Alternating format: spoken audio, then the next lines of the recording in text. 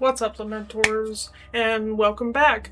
Tonight we are getting into some more creepy stories, and these ones I actually got permission to read, so let's get into this. I'm very excited. So this first one is from Routine Primary 5093, user, that's the user's name, a strange encounter at a park. This happened when I was 19, female, and every now and then I still think about it. It was summertime and I was living in this city up by where I went to uni. It had been a nice day, so I decided to go and hang out at a nearby park and enjoy the sun. I ended up driving there, parked my car, and headed to a coffee shop across the street for a nice coffee, which sounded nice at the time. Oh, we always love iced coffee. Then I headed back to the park and sat down on the grass and was people watching and lightly scrolling on my phone.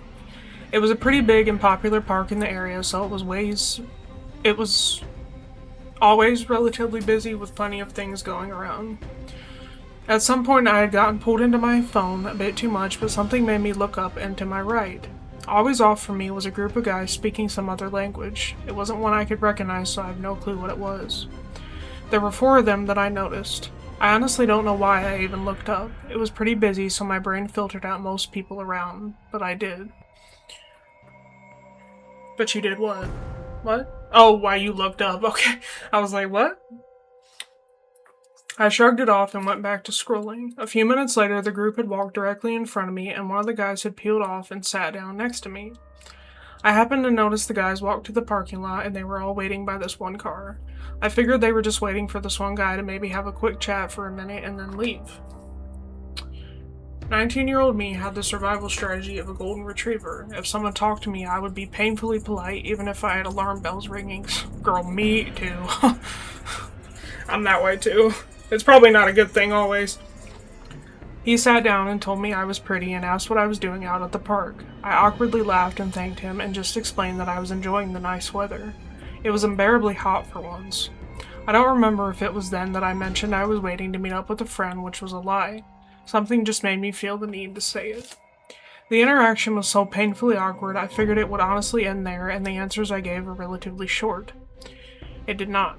He started going off on how he was from California since it was so expensive there and was visiting to see if he maybe wanted to move to my state, but how everything seemed expensive here also.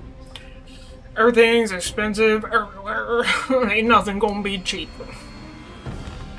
I agreed because, well, rent was expensive, especially for a college student. He then asked where I lived. I remember the question kind of took me off guard. I kept it vague and told him by the university.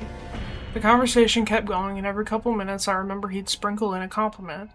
We'd be talking about apartments, then he'd randomly go, "You have pretty eyes." And I'd awkwardly laugh it off and he'd go back to apartments. It definitely felt odd. The conversation continued, and he asked me if I needed a roommate. I immediately shut that down and told him I had roommates already and wasn't looking for any more. Then he asked if I knew any good places to rent. I told him no and that I wasn't the best person to ask. Get a hint, bro! By this point, I was over the conversation with my dry and short responses, and he decided to pivot into a completely new direction and unlocked a new line of dialogue. He asked if I wanted to go for a drive with him. I declined and said that I was waiting for someone. He said it would be quick and he just wanted to go to some weed shop nearby that his friend owned. I declined again. No way, no. Especially if he was already making this person uncomfortable, no way. I glanced back to the parking lot and the car and his friends were still there. Yeah, hell no. Hell no, indeed. I told him I didn't know him and didn't feel comfortable getting into a car with a stranger who I had just met. Now he was pushy. We had gone in circles a couple times, then he added in a new element. He said that he had some weed and coke in the car and we could go and have some fun. I genuinely don't know why he thought this would help his case. I told him I did not do and had no intention of doing drugs. He laughed it off and the next words completely baffled me. He said he would pay me money to go with him, and at that point it had turned into a negotiation, I guess. I told him no, and instead of accepting it and leaving, he asked how much money it would take for me to go with him. I told him none. I remember he threw out some wild number like $2 or $3 grand, and I declined again. After what felt like ages and him exhausting every possible avenue, he smiled and told me I was pretty and thanked me for talking to him before he got up and left. I watched as him and his friend all got into the car and left. To this day, though, I still think about that interaction and wonder what my life would have been affected if I had gone with him and hadn't been paying attention. Wow. Honestly, I'm surprised he didn't just try to kidnap her or him or her. Her, I would assume. I'm surprised he didn't try to kidnap her, honestly. Well, yeah, probably her, because calling her pretty and all, whatever. Yeah, that's spooky. Like, the fact that she was uncomfortable with him, like, 5 minutes after the conversation started. And then him offering 2 or 3 grand for her to go with him to a weed shop. That's bizarre. I don't even know what to say. Crazy story, but I'm very glad she didn't go with him, because that would have been, wow. And I never know what he could have done, especially if he had 3 other friends with him. Yeah, don't even want to mention the road that could have went down. But y'all know what I mean, so. Also, if you're not subscribed to this channel, subscribe. What are you doing? I'm watching you. I know you're not subscribing. Do it. Subscribe. Alrighty, this next one is to the man who hunted me through downtown Long Beach last night. Let's not meet again. This is from Prior Emu 5918. I am still shaking while writing this, but I'm posting it as a warning to anyone walking alone at night, and honestly, as a reminder to trust your gut no matter what. You heard it here first. 2 nights ago, I was walking by myself in downtown Long Beach. If you know the area, I was walking from the Pike to the Westin Hotel parking structure to get my car. The walk itself is 10 minutes. To give you some context, usually I'm completely oblivious when I walk. I love walking and I love being by the beach. I always wear headphones with my music blasting and I'm totally in my own world. I also usually wear heels when I dress up. I was wearing a beige leather dress last night, but because of how far the parking lot was, I decided at the last second to wear flat shoes. That single decision and the fact that I left my headphones off probably saved my life.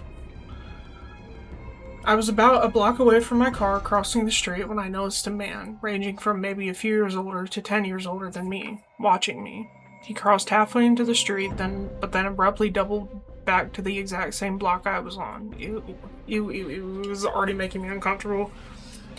I made a left turn at the corner. He went straight. I continued walking for a while. I was close to nearing the edge of the block when I turned around, and I realized that the same man that doubled back was walking in the same direction as me, all the way down at the end of the block. I started to panic. I tried to duck into an entrance to get off the street, but I couldn't find my ticket in my purse, and even if I had, there was no way to get in.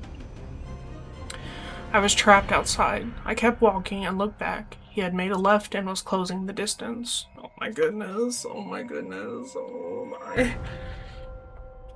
Up ahead, I saw 3 girls who looked like they were heading to a club. I didn't think twice. I just forced myself into their group and started walking with them. 4 of us, 1 of him. I pulled out my phone and called the police because at this point he had crossed the street and was right behind us. He still kept following us. Ew.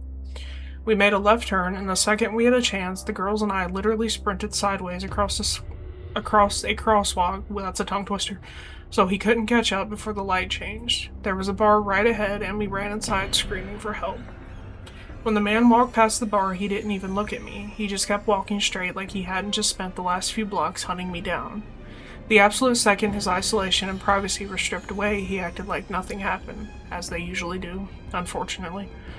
I made it home safe and unharmed because of those 3 amazing girls, and because I happened to have flat shoes on and no headphones. Oh girl, yeah, that's for sure, definitely. If I had been at my usual baseline, buzzed, deaf to my surroundings, and unable to run in heels, I don't even want to think about what he would have done to me when I got stuck at that locked entrance. Please, please trust your instincts. If someone feels like they are tracking you, they are. Don't worry about being polite. Make a scene, find a crowd, and don't stop running until you're safe. Wow, that's nuts. And I'm sorry for this person. That's very unfortunate. But as he would though, as men would, they would pretend like they weren't even doing anything wrong. That's just stupid. And it's like, it's because they're too much of a wussy to, to even show that they were doing anything, because obviously they don't want to be caught. It's like, why are you doing that in the first place if you don't want to be caught, Crazy story. Like, that put me so on edge when she said that he, followed the same block as her. Ooh, creepy. Okay, this next one is The Skin Obsessed Man at the Shop. This is by R0 Salula, I think. I might be butchering that, I'm so sorry. This was around a year ago, and I thought it'd be something interesting to post since it's haunted me for a while now. I've dealt with creeps in the past, but nothing has ever stuck with me more than this one. Around a year ago, I was attending my local college and decided to walk to TJ Maxx to pick up some sunscreen. I got totally confused, wow. Since my skin can be very sensitive to the sun. I was in the same aisle for a long time, mostly because my skin reacts badly to certain ingredients in skincare products, so I was there a while reading the backs of a ton of products. One minute I was crouched reading a Hawaiian tropic bottle, the next I had a man standing next to me. He looked like he was around his mid-20s, hunched over and had peeled skin all around his face. He was only a few centimeters away from me, so I stepped away a few inches. He began talking about how he wanted someone's advice on what lotion to get since he was buying skincare for his cousin and wanted to know what would work best.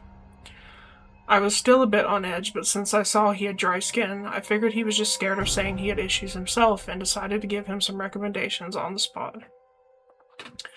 But over time, I realized he wasn't interested in what I was saying, but he kept looking me up and down and eventually interrupted me saying, "I just wanted advice from you since you have very pretty, smooth skin," while moving closer to me, staring directly at me. Ew. Ew, ew, ew, ew. I'll have you not do that, please. That's so weird. I backed up and said that I'm not the best person to consult, and he interrupted again, saying, "You're just really pretty." I said thank you for the compliment and began looking around for staff to no avail. Girl, me too! Ain't no way! That's when he noticed my lanyard and said, "So you must be in college, around 16, 17. What do you study? How do you live around here?" I said, "Bye-bye," is what I said. I said that I'm doing something creative, but really didn't feel comfortable saying what or where I study, especially where I live. Then I said I should get going. He just kept staring as I tried to walk away, and I saw him reach for my shoulder. That's when I just said bye and left. I ended up reporting it to the college, and they just gave me a keychain alarm telling me to let them know if he approaches me again. Since then, I tried to avoid TJ Maxx for a while, since I never wanted to see him again. Luckily, I never did, but I'll never forget how he looked at me, and how skin-obsessed he was. There were other words exchanged as well, but my memory's a little hazy on some things, unfortunately. That's okay. I mean, I think we got the gist of the story pretty well. Like, ew, these stories all just sound similar. Someone following you, somebody watching you. It's sad the fact that there are so many stories like this where a female gets followed by a man just being a creep. Don't be a creep. Be normal. It's not that hard, you know? Like, these are all, like, not even, I mean, yeah, they're creepy stories, but it's also that they're just so, like, uncomfortable. It's, like, overall so uncomfortable. Well, I hate that, especially about the skin, like, him getting closer to her and saying she has pretty skin. I would back up and, like, I would straight up, like, just scream right there in the aisle or something, or just, like, take off and find somebody. Although by then he probably would disappear, so, you know. It do be men, typical of them, right? Anyway, so this is gonna be it for today, and I hope you all enjoyed this video. Don't forget to like, don't forget to subscribe. You better subscribe, I'm gonna get you. Subscribe, and I hope you all have a wonderful morning, afternoon, night, wherever you are, and I will see you in the next video. Bye!